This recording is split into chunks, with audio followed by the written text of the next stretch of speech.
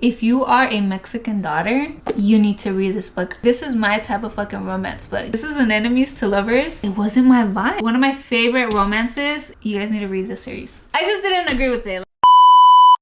You guys, I have a big stack of books. I read a lot of books in November. I didn't realize that I read this much. I was writing them down to, you know, go down the list, see I'm not missing any. And I was like, 10 books? 10 books in November? That's a lot. I think that's the most I read in a month. It was 9 and now it's 10. I'm just like, sheesh. I am missing a couple books because I had to return them back to the library. I do borrow them from the library, so there is a due date when I have to return them, and I already returned 2 of them, I think. 1, 2, 3, 4, 5, 6, 7, 8, 9, 10. Yeah, I did. So let's start with The Family Upstairs, you guys. The Family Upstairs, I read the first one. No. The Family Remains. The first one is The Family Upstairs. The second one is The Family Remains. I really liked the first one, The Family Upstairs. I really liked it. It was very interesting. I could not put it down. I loved it. And here's the picture of The Family Remains. I don't have the physical copy, so here's the pic. I feel like it just kind of went on and on and on. The ending was a little bit weird too, still confusing. There wasn't no excitement, nothing too thrilling about it. I wanted to know something so bad in the second book, The Family Remains. Everything I was looking for was literally on the last 2 chapters of the book, and I was like, I could have literally skipped all this BS and just read the last 2 chapters and find out what I wanted to find out, what I truly wanted to find out. Because the first one leaves you questioning something and you're just like, well, this is interesting, like how's it gonna go about? But then it's just like nothing interesting, nothing thrilling about it. So I was like, whatever. And then I read You Again. I wanted to go with the fall vibes. A lot of them were not at the library and I was like, oh, what the fuck? So I got You Again. I seen that one was recommended a lot, so that's why I went with it, and it was at the library. I don't have the physical copy, so I'm gonna leave a picture right here. Honestly, I think it's too overhyped. I didn't connect with it. Maybe that's why I didn't connect with it in any way. I mean, a little bit just of how kind of lost they are. They don't know what to do. They feel like they're gonna go down one path, but they end up going through a whole different path that they didn't expect. And that's what I was more interested in instead of the romance part about it. I was more interested in them individually. Like, how are they going to grow? Where are they gonna go from here? How are they going to deal with these changes? But honestly, there wasn't much growth within them. I don't know, it just wasn't my vibe. I personally didn't really like it. Let me know, did you read it? What did you think about it? Now let's get on to the physical copies that I do have. You guys, I Am Not Your Perfect Mexican Daughter by Erica L. Sanchez. If you are a Mexican daughter, you need to read this book. I loved it, especially for my Mexican daughters, especially for the oldest Mexican daughters. If you are the first sibling, this is a must. I really needed this book when I was like 12, 13, when I was going through a lot, and just to know that I'm not alone. Because I would always say, like, why me? Why is my life like this? I just didn't understand, you know? And especially with nobody being there for me, it brought up old feelings, some memories, but in a good way, and happiness, to be honest, because I saw all my growth, you know?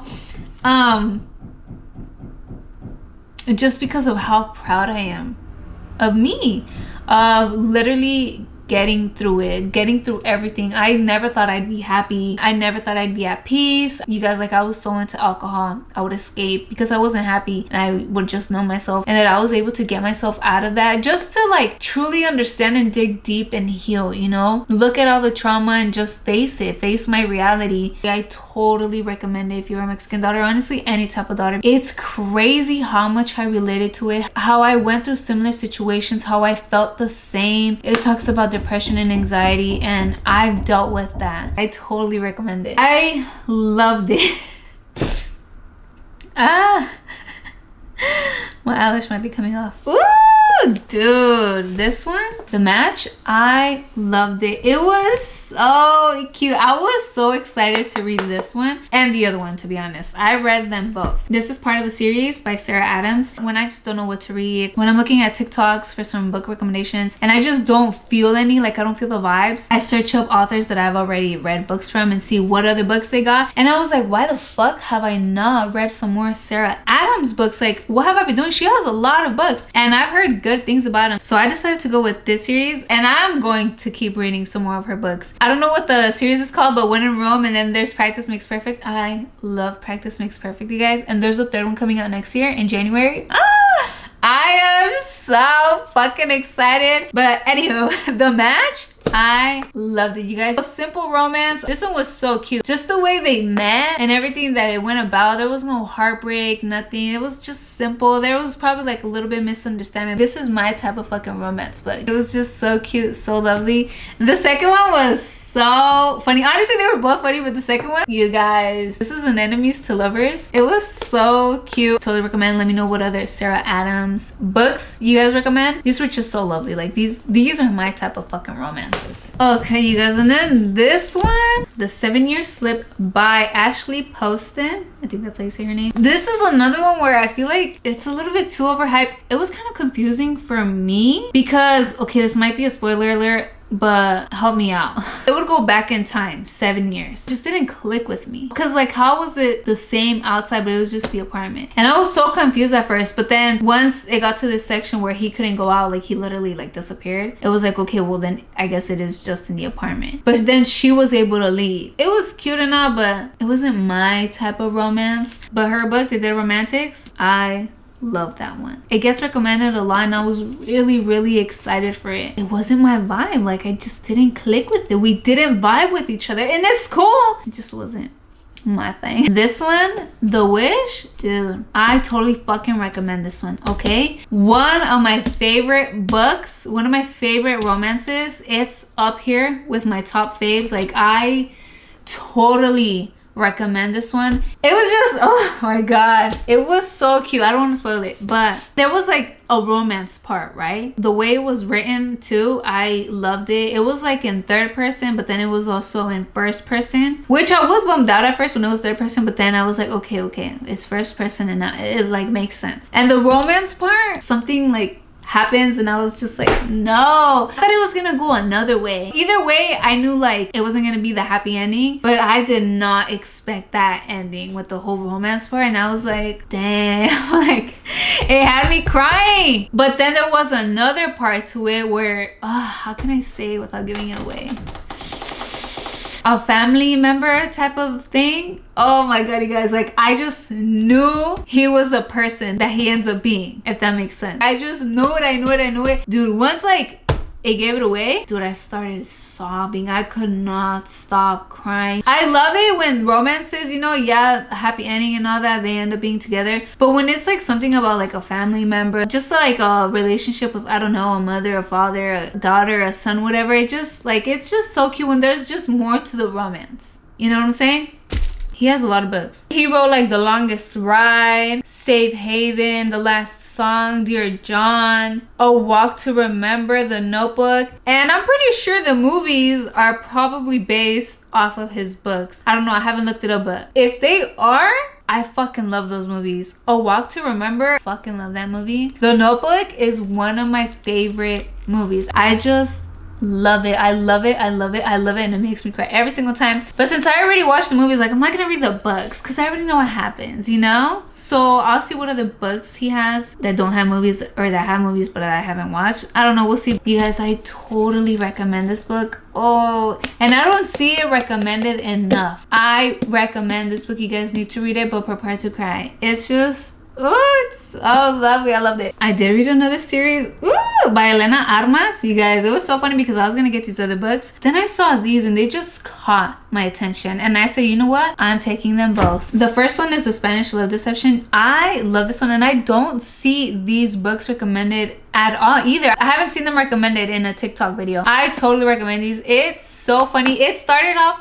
so funny. I was just like, what? It was so cute, simple, and it was just so adorable. I loved how there was like some Spanish in there. I totally loved it. This is also an Enemies to Lovers. I wasn't even done with this one when I was like, I know what the second one is about. The American Roommate Experience. This one was so lovely as well, and it was just like so funny how they like met each other. Also how, I mean, it's the romance, but she has like some, I don't want to say issues, but something going on with the family, with her family, with her, and he's also got stuff going on with him. So it was just very cute. So it wasn't just a romance relationship, but the relationship with themselves and with family. I love this series. You guys need to read this series. And the last book that I read, Big Chicas Don't Cry by Annette Chavez Macias. This one, it was alright. It's just for me, family does not come first. And I know that it's said in a lot of Mexican households where they tell you family is important. Don't ever give up on family. But it's like, you are important. This one was recommended to me by my cousin. She said she really liked it. For me, family is not what makes it. Family is not the first thing you need to prioritize. You need to prioritize yourself. And you just like see it in the book. They depend so much on their family. You shouldn't do that. You shouldn't depend on nobody, not friends, not family. When you put family first, it prevents you from growth. It prevents you from expressing your true self because you're thinking, well, what's my family going to think? Oh, I can't move away far. I can't take this job because my family. I need to be close to my family. You need to like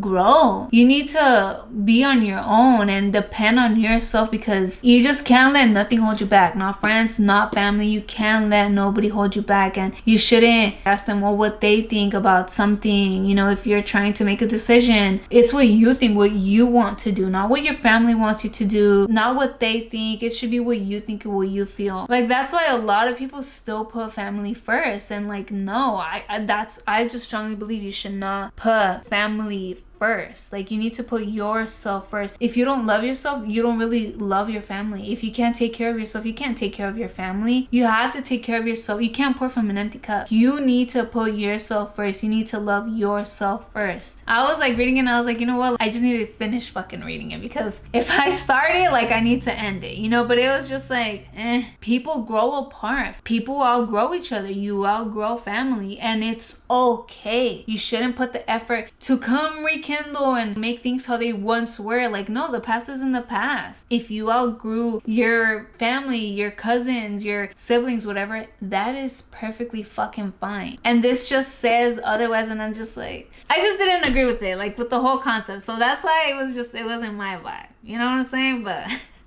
hopefully I didn't give out too much. Do you guys like my style of videos? Because I just say like if I love it or not, and I try not to spoil it, but I feel like I did spoil some of these in this video. But let me know, like, do you guys want me to actually give you like a summary? Want me to tell you what happens? Or do you guys like this? It's because I like videos where people don't spoil the book, because then it's just like if they give me a summary, I'm like, I already know what the fuck the book is about, and then I don't want to read it. I like to go in not knowing nothing. Like, I never read the back cover explaining what it's about, how's it going to go. Like, no.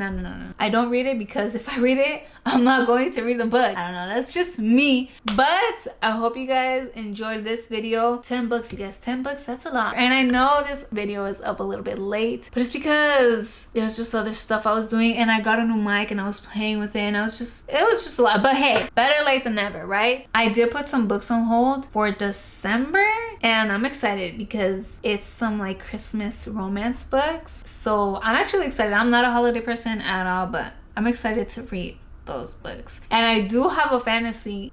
I'm gonna read my first fantasy book in December. I'm so excited, but I'm a little bit nervous because I don't know if I'm gonna like it or not. These are the books. Let me know, how many books did you read in November? What books did you read? Have you read any of the books that I read? Are you going to read any of the books that I read? Which one sounds good? Which one are you excited to read? Make sure to follow me on Liz Talks Books. I am in the book talk community, so I do have a TikTok just for books, but content and stuff like that. So go follow that, and go follow all of my other social media accounts. I do have a regular TikTok, my Instagram, what else? Threads, Snapchat. So make sure to like this video. Please subscribe to my YouTube channel and follow me on all of my social media accounts. They're all in the description box down below. I love you guys. Thank you so much for watching, and I will talk to you guys in the next video.